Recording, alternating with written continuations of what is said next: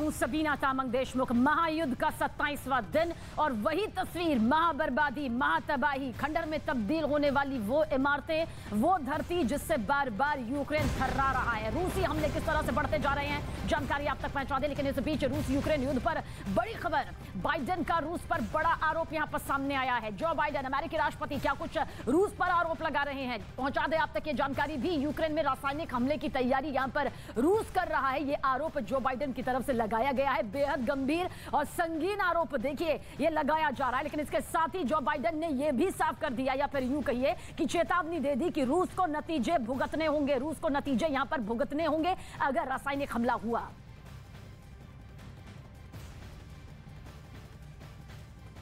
Asserting that we, America, have biological as well as chemical weapons in Europe, simply not true. I guarantee you. They're also suggesting that Ukraine has biological and chemical weapons in Ukraine. That's a clear sign he's considering using both of those. He's already used chemical weapons in the past, and we should be careful what's about to come. तो Joe Biden ने साफ शब्दों में कह दिया है कि रूस यूक्रेन पर रासायनिक हमले की ये बड़ी तैयारी कर रहा है और अगर रूस ने ये कदम उठाया तो उसके नतीजे खुद रूस को भुगतने होंगे। परमाणु हमले का जिक्र बार बार किया जा रहा है, रासायनिक हमलों का जिक्र किया जा रहा है। और सोचिए तीसरा विश्व युद्ध किस तरह से तस्वीर के जरिए बनती हुई दिखाई देती है, वो अपने आप में चिंताजनक। तो यूक्रेन और रूस के बीच कई दिनों से यह जंग जारी है और कीव में जंग के दौरान मारे गए यूक्रेन के जवानों को श्रद्धांजलि दी गई। 2 दिन पहले रूस के मिसाइल हमले में यूक्रेन के कुछ नौसैनिक मारे गए थे।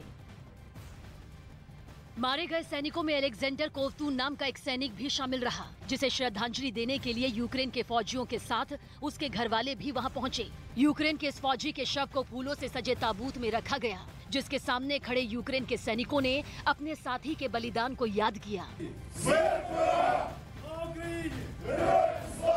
देश के लिए अपनी जान गंवाने वाले सैनिक के परिवार वालों को जितना उस पर गर्व महसूस हुआ, उतना ही वो उससे दूर जाने पर दुखी भी दिखे। उसकी माँ तो अपने बेटे की तस्वीर को सीने से लगाए बैठी रही, वो उसे कभी चूमती नजर भी आई।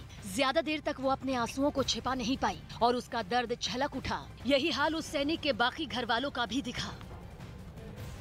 तो बेहद दर्दनाक तस्वीरें लगातार हम आपको दिखा रहे हैं और न्यूज 18 इंडिया पर हर कवरेज आप यूक्रेन से जुड़ी हुई, रूस से जुड़ी हुई लगातार देख। लेकिन इस बीच एक बड़ी खबर जो निकलकर सामने आ रही है रूस यूक्रेन युद्ध पर, इस वक्त की बड़ी खबर जहां पर संयुक्त राष्ट्र ने बड़ा ऐलान किया है, बड़ा दावा संयुक्त राष्ट्र की तरफ से किया गया है। आपको बता दें कि युद्ध में अब तक 925 लोगों की मौत हो चुकी है। ये आंकड़ा है खुद संयुक्त राष्ट्र का, 925 लोगों की मौत का दावा यहां पर किया जा रहा है लगातार। लेकिन भीषण तबाही अब भी देखने को मिल रही है। तस्वीरें आप देखिए, हेलीकॉप्टर के जरिए और तमाम जो लड़ाकू विमान है उनके जरिए लगातार अब टारगेट किया जा रहा है रिहायशी इलाकों में, जहां पर लोग छिपे हुए हैं, स्कूलों में, थिएटर्स में, जहां पर भी लोग छिपे हैं। और जैसे ही रूसी सेना को मालूम पड़ रहा है, तुरंत उन एरिया को, उन क्षेत्रों को ध्वस्त किया जा रहा है। तस्वीरें आप देखिए, सब जगह सब कुछ अब खाक में मिल चुका है। भीषण तबाही लगातार यूक्रेन झेल रहा है और ऐसी तस्वीरें ये एक शहर की नहीं है, अनेकों शहर की यही इस वक्त स्थिति है। खासतौर पर जो पूर्वी और दक्षिणी क्षेत्र हैं और उत्तरी क्षेत्र हैं, वहां पर इसी तरह के हालात देखने को मिल रहे हैं और सब तरफ तबाही का मंजर।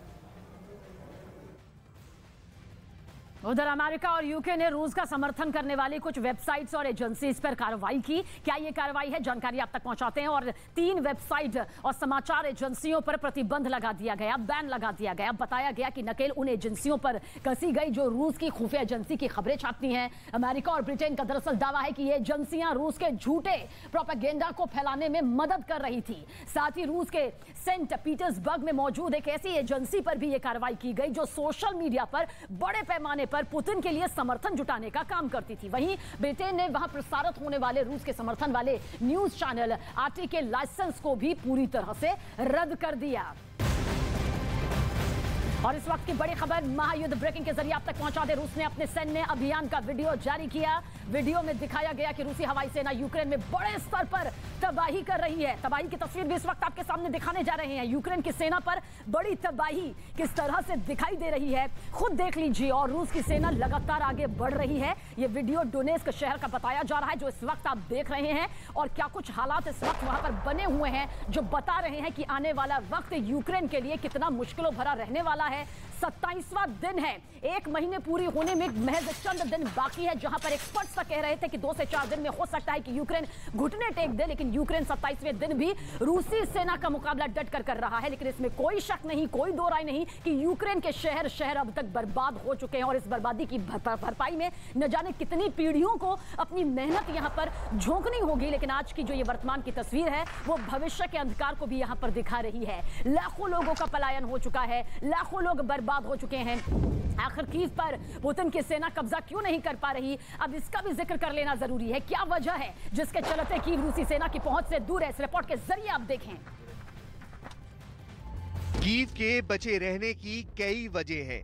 यूक्रेन की सेना का जबरदस्त प्रतिरोध तो है ही, साथ ही वो राज भी है जो कीव को अब तक बचाने में कामयाब रहा है।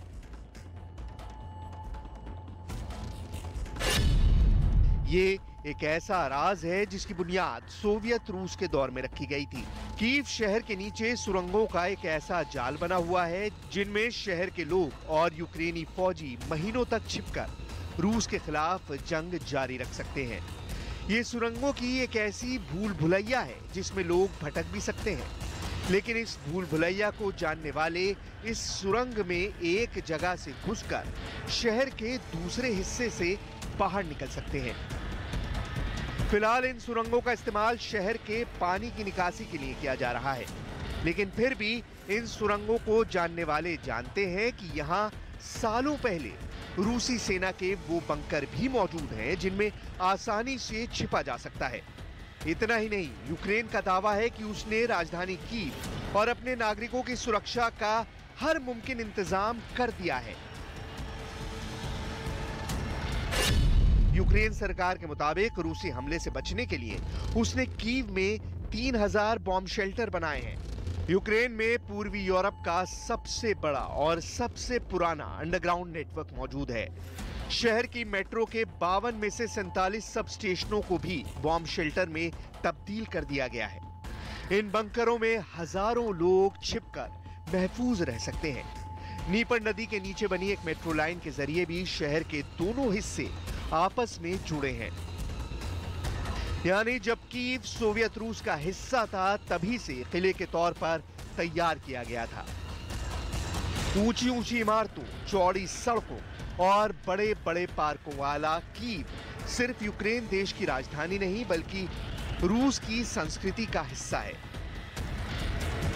रूस और यूक्रेन की साझी संस्कृति का ये केंद्र अब तबाह हो रहा है और उसे वही उपाय बचा रहे हैं जो शीत युद्ध के दौर में कीव के नागरिकों को बचाने के लिए सोवियत रूस ने तैयार किया था और खुद ही खड़े किए गए किलों को रूस तोड़ नहीं पा रहा।